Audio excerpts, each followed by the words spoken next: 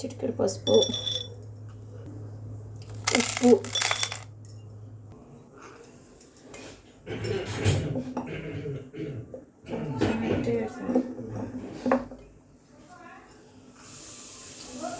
రెండు స్పూన్ల కారం, స్పూన్ అల్లం వెల్లుల్లి పేస్ట్ బాగా మిక్స్ చేసుకోవాలి ముక్కలు పట్టేలాగా.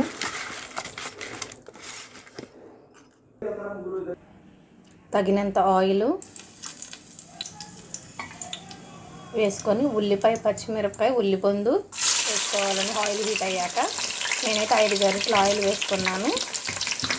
ముక్కలు వేగిపోయాక, ఉల్లిపాయ ముక్కలు వేగిపోయాక చేప ముక్కలు వేసేసుకుందాం.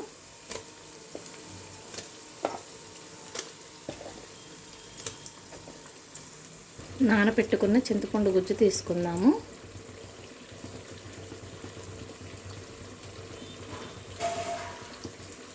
ముక్కలు 3 మినిట్స్ నూనెలో వేగాలండి. వేగిన తర్వాత తీసి పెట్టుకున్న చింతపండు పులుసుని పోసేసుకోవాలి.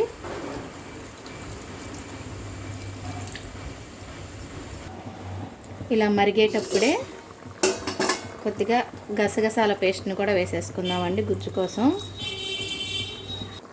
కొద్దిగా ధనియాల పొడి వేసుకొని బాగా తిప్పుకుందామండి. ఇలా గరిటె పెట్టుకొని తిప్పుకోవాలి. అలాగే 2 రెబ్బలు కరివేపాకు కూడా వేసుకొని మూత పెట్టేసుకుందామండి. కొద్దిగా దగ్గర పడిందండి. ఇప్పుడు కొత్తిమీర వేసుకొని దింపేసుకుందాము.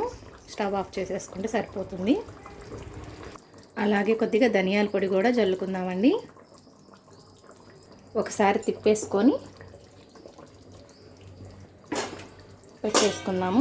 మూత పెట్టేసుకొని స్టవ్ ఆఫ్ చేసేసుకుందామండి. కొద్దిగా రైస్లోకి వేడి వేడి చేపల పులుసు వేసేసుకొని